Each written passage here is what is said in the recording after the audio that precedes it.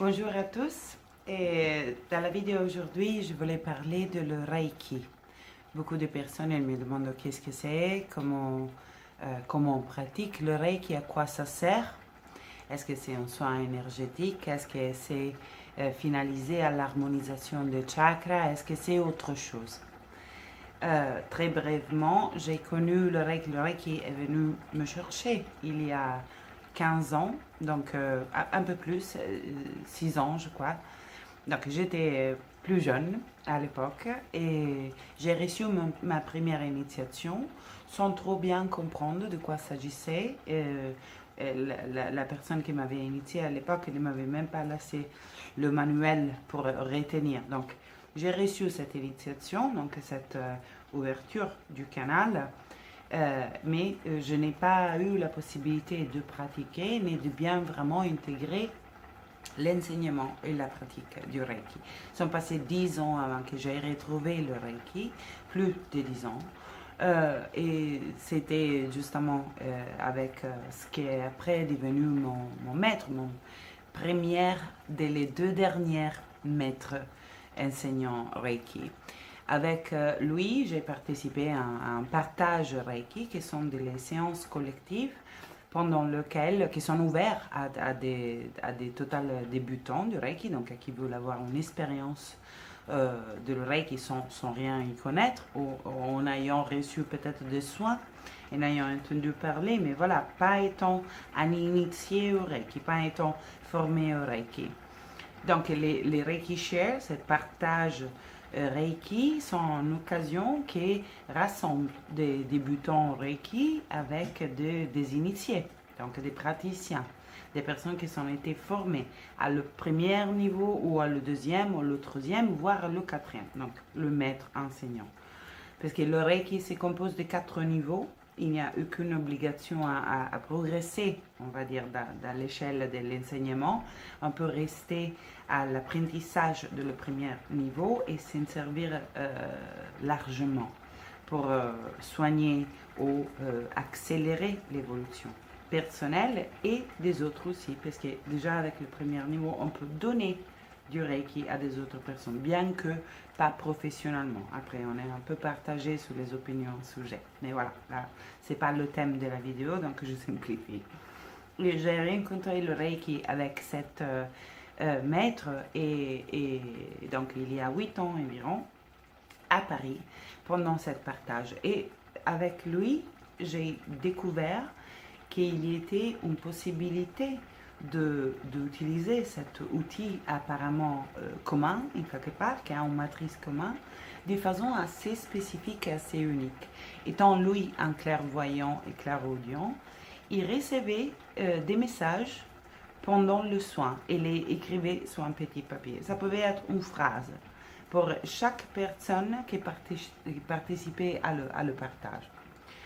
Moi, j'avais eu déjà des expériences d'écriture automatique et canalisation spontanée pendant les années.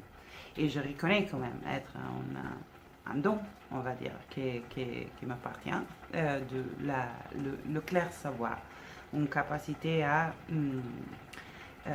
recevoir, en quelque part, un savoir instantané par rapport à la personne, à l'état émotionnel de la personne actuelle, ou alors à des événements qui ont déclenché l'état actuel, ou alors simplement recevoir une perspective plus haute, moi je dirais, à travers laquelle lire ce qui est en train de se passer dans la vie de quelqu'un d'autre ou même la mienne.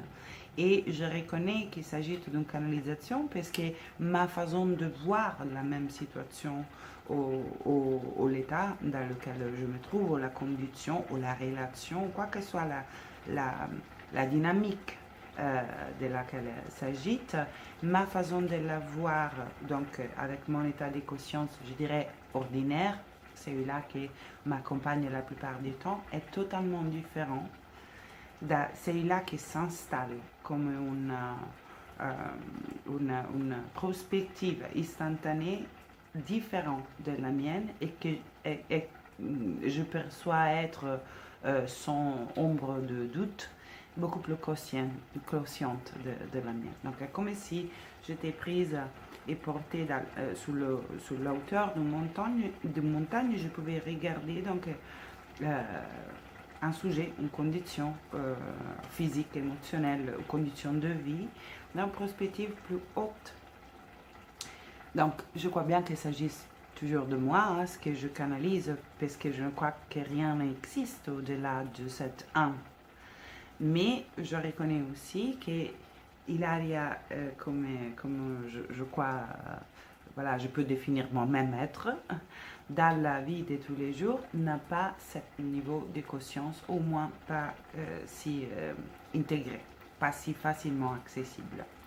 Donc, pendant le Reiki, quand j'ai recommencé le Reiki, pendant cette séance de groupe avec cet maître qui avait lui-même un don de clairvoyance, bah, c'est vérifié pour moi aussi la même chose. Donc, pendant la canalisation Reiki, j'ai commencé à recevoir de façon plus importante et surtout systématique des informations à lesquelles je n'avais pas accès pour le recevant. Donc là, ça a commencé à solidifier une relation avec le Reiki de façon nouvelle, si on veut, mais en même temps, je ne connaissais pas assez non plus avant. C'est que je sais que aujourd'hui, je suis un maître enseignant Reiki. Donc depuis, je n'ai plus vécu de séparation avec le Reiki, puisqu'il y a un outil qui a apporté énormément dans ma vie. Donc, ma compréhension de le Reiki est ce qui regarde moi, ma expérience avec cette pratique. Je ne peux pas parler d'une façon commune de vivre la pratique du Reiki, puisque ma expérience en tant qu'enseignante et donc en tant que personne qui forme des autres praticiens Reiki est que n'existe pas en fait deux praticiens Reiki qui rencontrent cette voix de la même façon et qui l'expriment de la même façon. Donc, le Reiki est un déclencheur, entre autres, beaucoup de choses. Mais il a aussi, pour ma expérience, la qualité d'être un déclencheur des dons, des qualités innées, des talents spécifiques à chacun qui servent à le bien collectif. Donc, quand je dis il n'y a pas deux praticiens égaux, c'est-à-dire qu'entre mes étudiants, il y a qui a une ouverture, par exemple, médiumnique. Et donc, souvent, dans l'expérience de la canalisation, ils commencent à réouvrir à cette don, à cette qualité assez péculière. Et souvent, sont des dons, sont des qualités qu'on a connues déjà pendant l'enfance ou après, et qui, pour une raison ou pour l'autre, sont été quelque part pas totalement nourris, ou pas totalement acceptés. Dans le cas, par exemple, des étudiants médiums que j'ai formés et qui participent à mes partages Reiki, il y a qui a eu des expériences trop intenses dans un âge dans lequel on ne pouvait pas intégrer cette expérience. La pratique de le Reiki les a reconnectés à cette capacité qui est partie au moins de ce qu'ils ont à offrir à la collectivité, mais dans un moment pendant lequel ils étaient prêts à les accueillir, à trouver leur façon choisie de la vivre. Donc le niveau de conscience était prêt à accueillir cet talent, l'immersion de cet talent et donc l'utilisation aussi de cet don à service des autres. Également pour des étudiants qui ont carrément des dons de clairvoyance. Moi, je ne suis pas invisible, je ne vois pas des images, donc ce n'est pas la clairvoyance dans le sens de vision, une de mes traits dans mes soins, le clair savoir plutôt. Et donc, je vois mes étudiants, ils ne reçoivent pas l'enseignement du Reiki par moi et donc ma façon de le pratiquer, ils reçoivent une ouverture de le canal à travers lequel cette énergie coule et nous traverse et se met à service de le recevant, mais ils ne reçoivent pas leur façon unique de le intégrer, de le épouser en quelque part. Et donc, je trouve qu'il soit très réducteur à chaque fois qu'on parle de Reiki comme des traits communs, carrément identifiables, au-delà de lequel on ne reconnaît pas la validité, pour réaffirmer un attachement à une tradition qui, bien que je crois qu'elle soit extrêmement précieuse pour faire le discernement entre qui s'improvise quelque chose pour des raisons égoïques et qui vraiment sont un appel pour se mettre au service de la collectivité. Cependant, cet attachement à la tradition, et ici en France on parle beaucoup, non, de le Reiki reconnu et le Reiki pas reconnu, cet intégralisme, je voudrais dire, cette volonté de rester attaché à un protocole, moi je trouve qu'il peut avoir des grandes limites. Alors c'est risqué, se détacher de cette adhérence totale à l'enseignement originel, parce qu'on se prête justement à rencontrer qui pratique le Reiki de façon improvisée, mais surtout pour des intentions liées à un sens d'identité qui cherche à obtenir à travers la définition de soi comme guérisseur, par exemple. Cependant, cette flexibilité par rapport à une tradition qu'on veut reproduire égale à soi-même permet à la nouveauté de l'évolution qui est en train de se produire à niveau de conscience, de s'intégrer à quelque chose qui existe depuis toujours. De le Reiki, on parle déjà comme un outil de guérison et d'évolution des consciences existante au temps d'Atlantis. Donc on ne parle pas de Ushui et de 1900 comme les premières traces du Reiki, bien plus ancien. Raison pour laquelle, à mon avis, intégrer l'évolution et la nouvelle ouverture des consciences et les nouvelles compréhensions dans la pratique traditionnelle du Reiki qui maintient sa matrice fidèle, authentique, je veux dire, est effectivement un plus et pas un moins. Voilà. Donc, à quoi s'attendre quand on reçoit une initiation Reiki, où on est formé au Reiki niveau 1.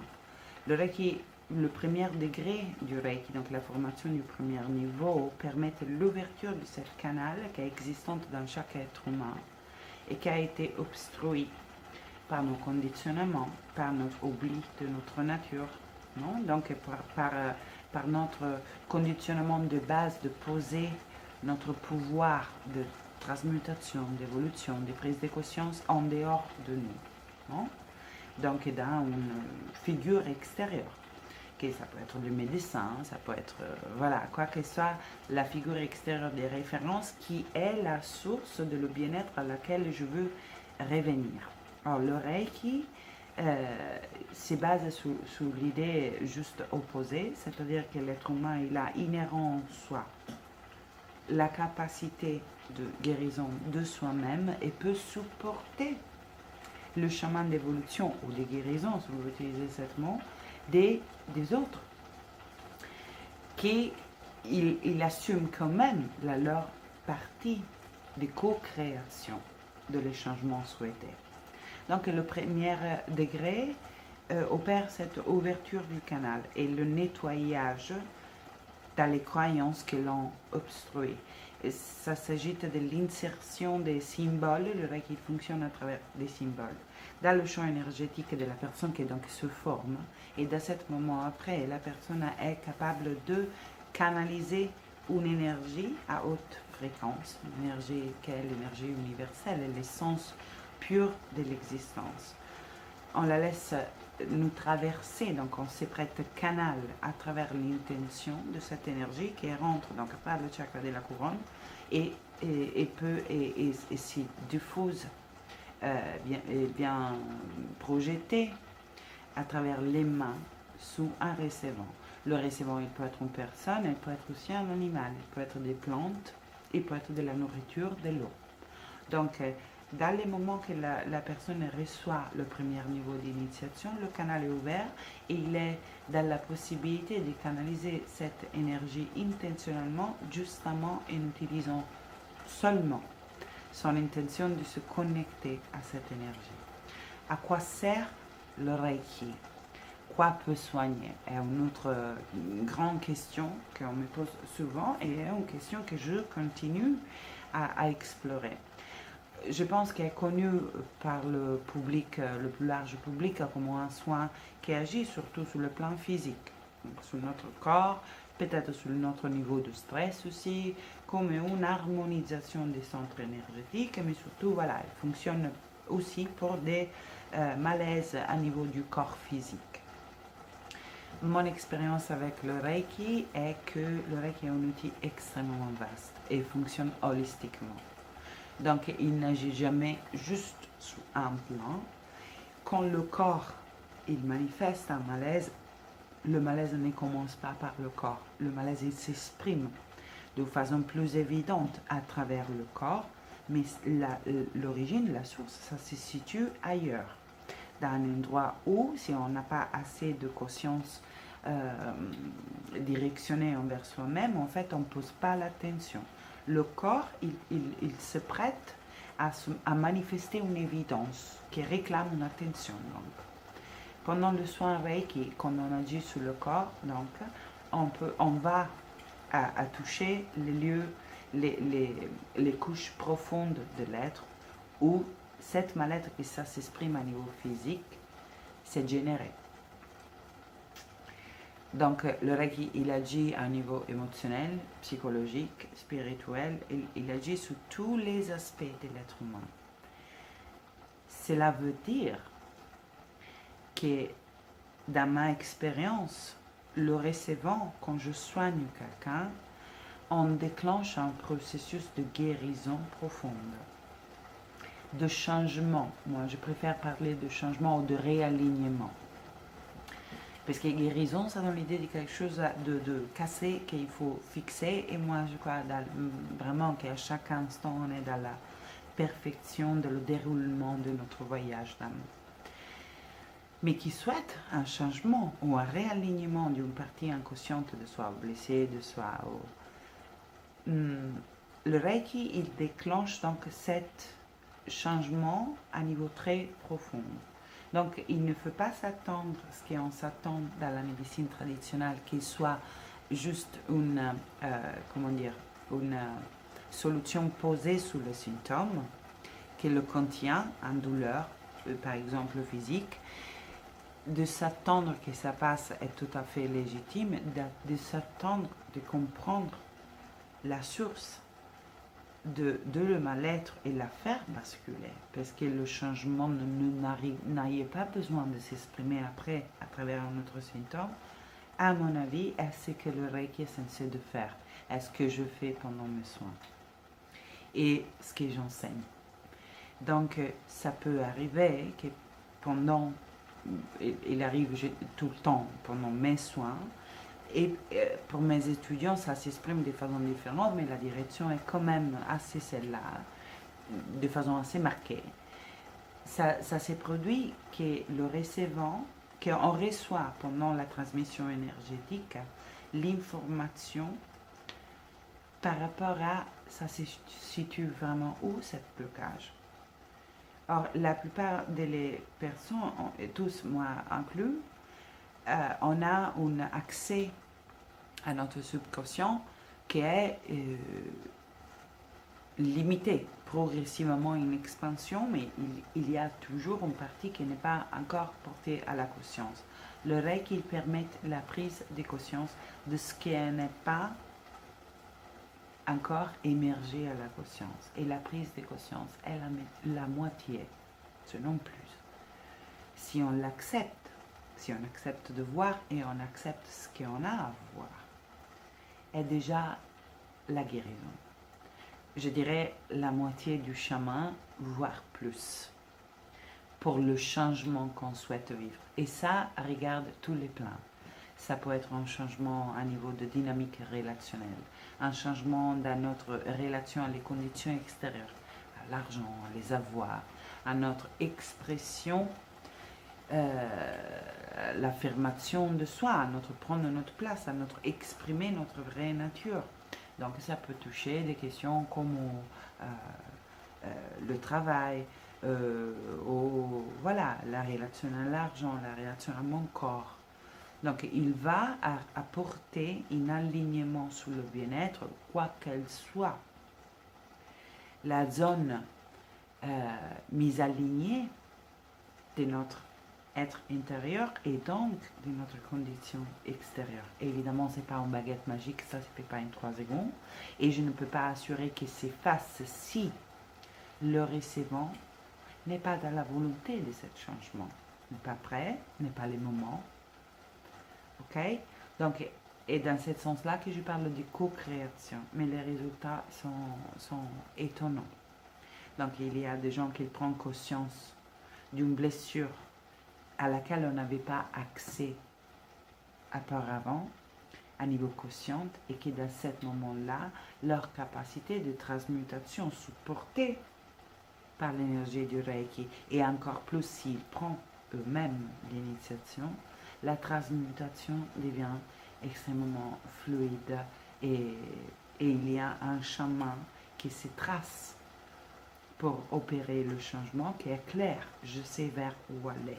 Je sais ça se situe où les problèmes, ou exactement c'est quoi qui a besoin en moi d'être réaligné. Donc il porte cette clarté et il porte une clarté des directions, le comment.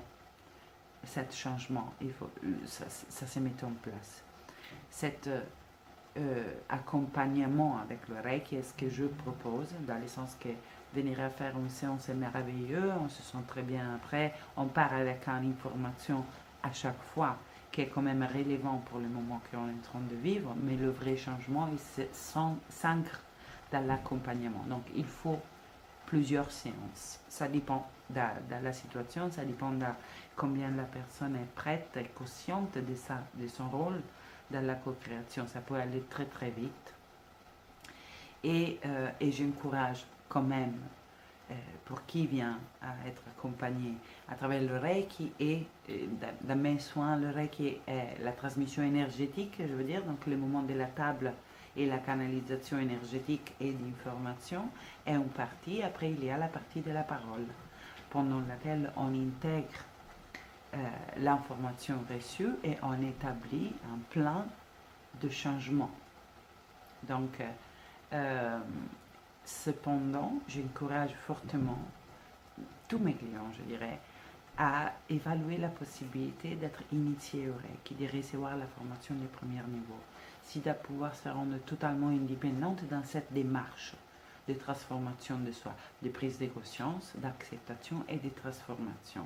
Parce que le but étant vraiment que chacun de nous de plus en plus soit lui-même dans la découverte de ses capacités. Bien sûr accompagné, bien sûr supporté, mais pas dans une relation de dépendance où je prête un pouvoir à le praticien ou à le maître que je crois ne pas avoir, parce que le pouvoir en a. Voilà. Donc, toute cette longue discours, j'espère qu'il a un peu clarifié qu'est-ce que c'est le Reiki pour moi, comment je le pratique, comment moi je l'enseigne, et pour qui a envie de venir à faire un voyage dans le Reiki, soit que vous êtes totalement débutant et curieux de voir qu'est-ce que c'est, aux praticiens, ou mes étudiants à l'évidence.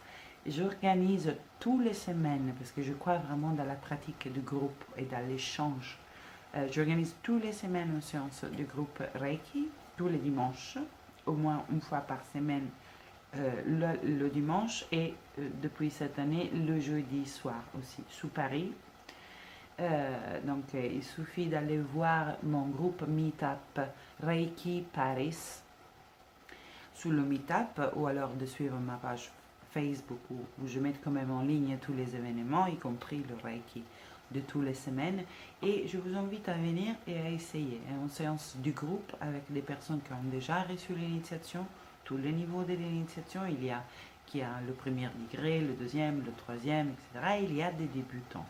Et pendant les séances de groupe, qui veut avoir l'expérience donc de recevoir, il peut recevoir un soin d'environ 15 minutes chacun, dans plusieurs praticiens en même temps, que c'est une très belle et très intense expérience, et qui a reçu la formation a la possibilité, qu'est-ce qui a manqué à moi, d'un lieu où intégrer la pratique petit à petit. Échanger avec les autres, me poser des questions. Je suis le maître enseignant, je suis là à disposition pour éclaircir, pour accompagner, pour rassurer, pour répondre à des questions. Donc c'est un lieu où qui a reçu une initiation et il veut pratiquer, n'est pas à l'aise à demander probablement à des amis, ou n'a pas autant d'occasions de pratiquer. C'est que c'est mon expérience et la raison pour laquelle j'ai attendu 10 ans pour retrouver le Reiki. Voilà, moi je crois vraiment dans mon désir d'offrir cet espace à qui veut pour pas perdre le contact avec une pratique qui est sûrement quelque chose qu'on n'a pas appris. Hein, et en grandissant, on est conditionné à étudier autre genre de choses. Et donc, en étant un terrain tout à fait nouveau, et notre cerveau logique et rationnel, il lui faut un moment pour intégrer la réalité de l'inexplicable que ça se passe quand même à chaque fois pendant les séances ou pendant un soin. Donc pour aller au-delà de nos résistances, de nos peurs, de nos doutes, de notre peur de ressembler deux fous à demander à des amis s'ils ont envie de recevoir un soin énergétique, notre insécurité, notre manque de confiance, surtout au début, voilà, pour contenir tout ça, pour vous accompagner dans tout ça, dans ce passage, jusqu'à ce que la pratique soit vraiment intégrée, vous commencez à vous sentir confiante dans votre intuition, dans votre façon de pratiquer, voilà, dans l'expérience de la canalisation. Moi, j'accompagne à travers les séances du groupe à cette solidification de la confiance jusqu'à qui veut faire une profession de ça, donc qui veut s'exposer en tant que praticien professionnel et se sent assez en confiance pour pouvoir le faire. Donc je crois que c'est vraiment très, très important de proposer cet espace très accessible tous les semaines, donc on continue et il n'y a aucune obligation à suivre une classe après l'autre ou à venir un soir après l'autre, voilà, est totalement libre mais est disponible et je crois que c'est vraiment très très important. Et pendant le partage Reiki, on a aussi pour les débutants la possibilité de recevoir une initiation qui est temporaire. Donc ce n'est pas la formation définitive au premier degré, mais une initiation temporaire. Donc j'active dans les paumes de main les symboles du Reiki, si que même qui n'a aucune expérience, il peut avoir une expérience, parce que ça dure environ 3 heures, de qu'est-ce que c'est la canalisation de cette énergie. Avant de décider, donc, de éventuellement être formé au premier degré, on peut déjà faire l'expérience directe de qu'est-ce que c'est de donner du Reiki, qu'est-ce que c'est de faire passer cette énergie à travers nous et la donner à quelqu'un d'autre. Voilà. J'espère d'avoir tout dit, j'ai parlé beaucoup et je serai ravie de vous rencontrer. Donc, le meet-up Reiki Paris Hilaria, c'est gratuit l'inscription et vous pouvez vous inscrire à tous les événements, le Reiki, la formation, me contacter sur mon site, à travers mon site ou mon adresse mail qui sont écrits juste en bas de la vidéo pour un soin, une consultation. Donc, sachant que le soin Reiki avec moi prévoit systématiquement une réception, une canalisation d'informations aussi pour la personne. Donc, vous sachez, vous devez savoir à quoi vous attendre. Et voilà, je crois que c'est tout et je vous remercie beaucoup pour le temps dédié et je vous dis à très bientôt, j'espère.